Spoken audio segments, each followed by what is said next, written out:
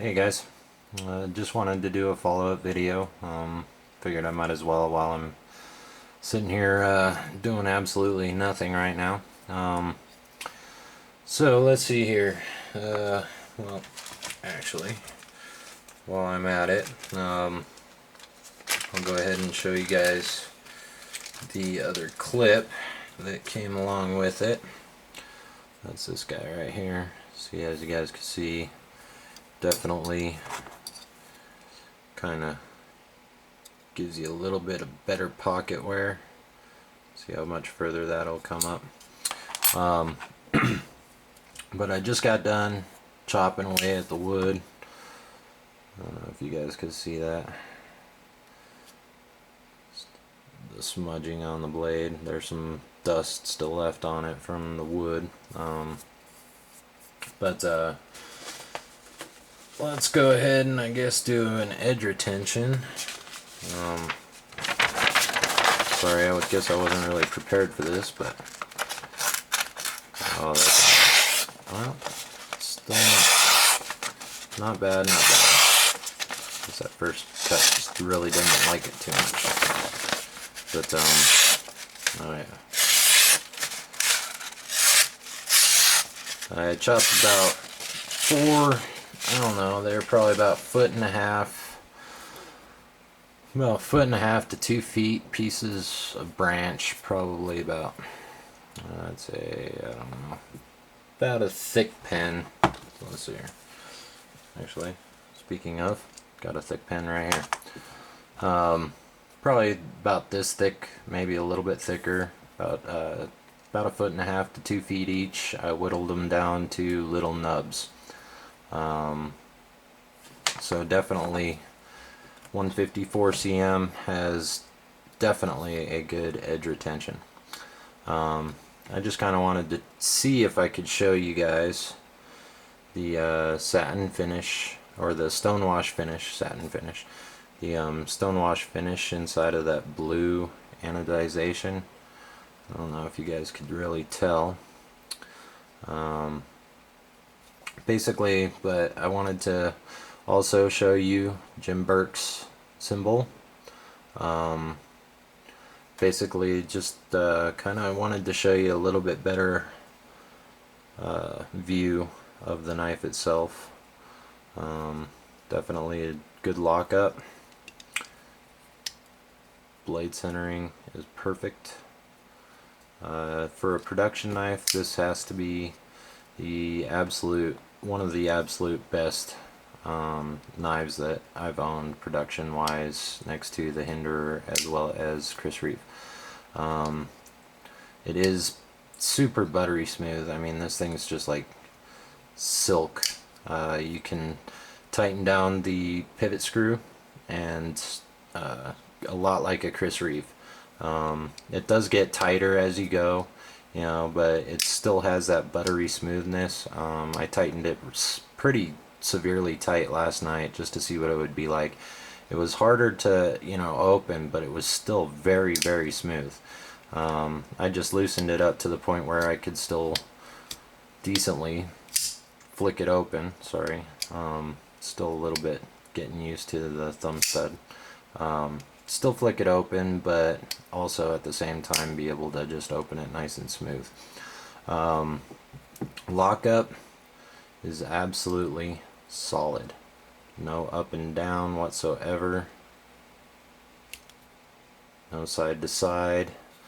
I'm extremely pleased with this knife. I love this knife. As soon as I got it, I mean, I saw it on YouTube once a long time ago, and I was like, yeah, it doesn't look like a bad blade. When I saw it on blade forums the other day, I was like, God, I gotta have that thing. I just have to have it.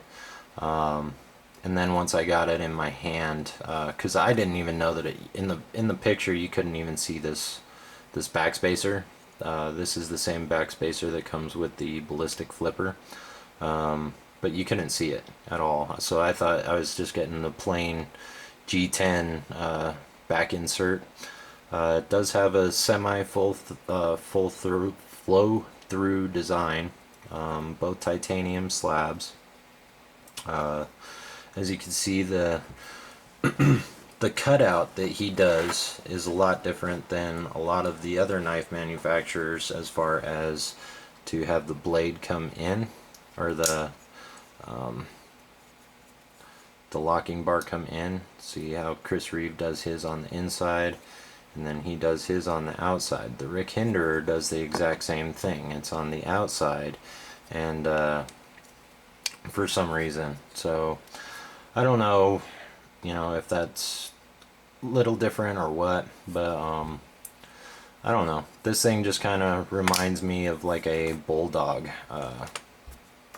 kind of like the collar right here, the way that you always see bulldogs with the spike collar, but just the entire blade style. I can't remember the name of there's a knife out there, and I can't remember the man or the gentleman, the custom knife maker that makes it, but he calls it a bulldog. It's a if anybody knows, please let me know, but it's a fixed blade, and the blade style is kind of the same, and oh, it's Tom Crean, or Crine, however people say it. I'm not positive, but he makes this really, really nice fixed blade knife that he calls the bulldog, and it's got a little 3-inch blade style, a lot like this, and just a really nice looking fixed blade knife. But I got this thing in my hand, and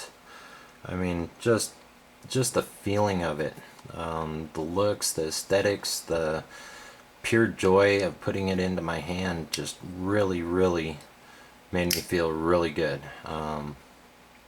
I took it to work. A lot of people call me the Rockstar at work because, if I can find it, oh, hold on one sec. Okay, this is my drink of choice. Got another one right here. I've got all kinds of them. I mean, I just, for some reason, I haven't cleaned my room all weekend, so typically my drink of choice, I go through about 4 to 8 of these a day. So an expensive, very expensive little thing there, but for some reason everybody calls me the rock star at work, and so I thought it was kind of funny that I ended up buying a knife called the Rockstar. Showed it off to a lot of people. Some of them found it very hilarious, and then others were just like, what are you talking about, dude? And I was just like, Rockstar, and they're like, yeah. But I guess they just didn't really catch on to it. But everybody gives me crap because of me drinking so many of these a day. It's probably not healthy for me taking in that much caffeine, but anyways, this is an absolutely phenomenal knife. I am so happy that I got it. My next one that I'll probably end up wanting to get is a ballistic flipper, as well as probably one of Jim Burke's customs. I don't know what it is about this knife that just grabs me so much. I know it's definitely the feel of it in my hand. I mean, right here, this just feels so comfortable.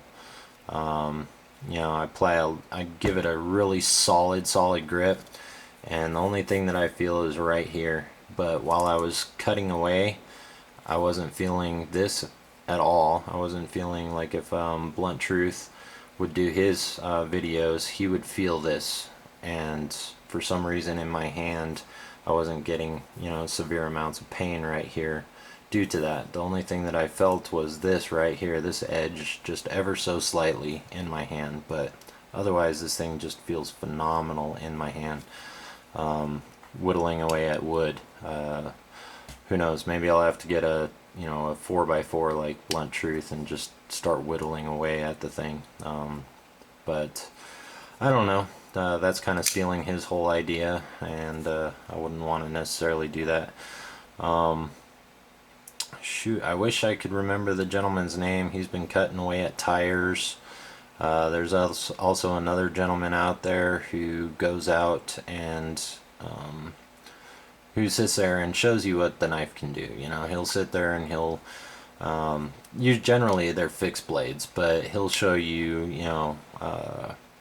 he'll show you chopping, he'll show you all kinds of outdoor work. He'll show you basically how to make a spoon with, your knife. He'll show you how to make a bowl.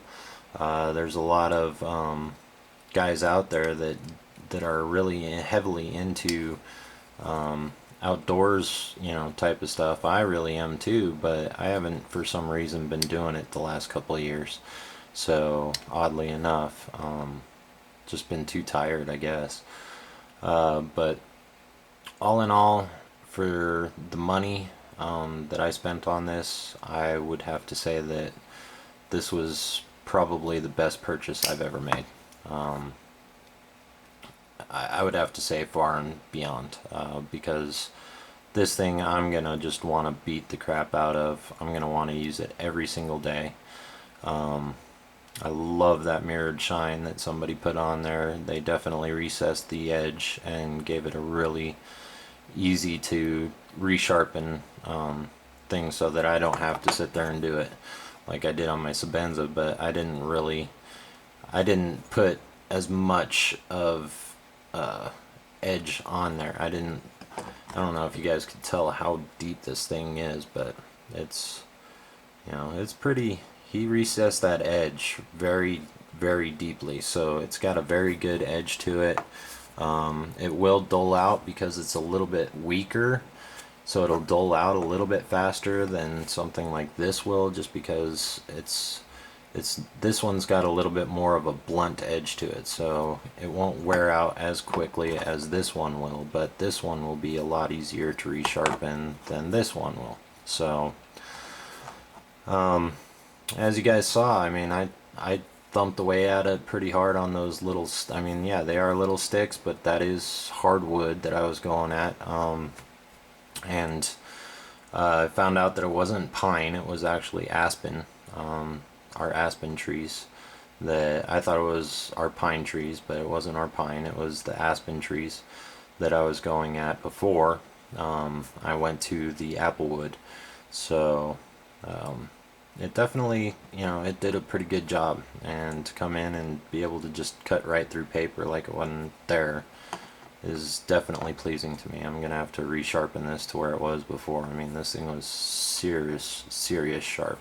Still is. I mean, that thing will cut away at me. It's just taking away skin right there. So I don't know. I hope you guys enjoyed the video, and be looking more towards this. I'm gonna be removing my Burke Trance and throwing this back in, or throwing this into my EDC. I like this thing way too much. It felt very good, all day today carrying it, and yeah, you definitely know it's there. It's got a lot of weight to it, but all in all, I didn't even care about the weight, just because, throughout the day I pulled it out, just looked at it, it made me feel a little bit better about my day, just because I really did. I had an ugly day today. So hope you guys enjoyed the video. Look for more of this guy right here. I'll probably be doing updates as towards what I use it for and how the finish and everything else is holding up. So far today it did excellent. I mean, no actual rubbing of the finish. Let's see here. You guys can get that. The wood did not rub off the finish by any means in any areas. It might have worn at it a little bit, but nothing that you can visibly see right now. So I hope you guys enjoyed the video, and I hope you have a good night. Thanks for watching.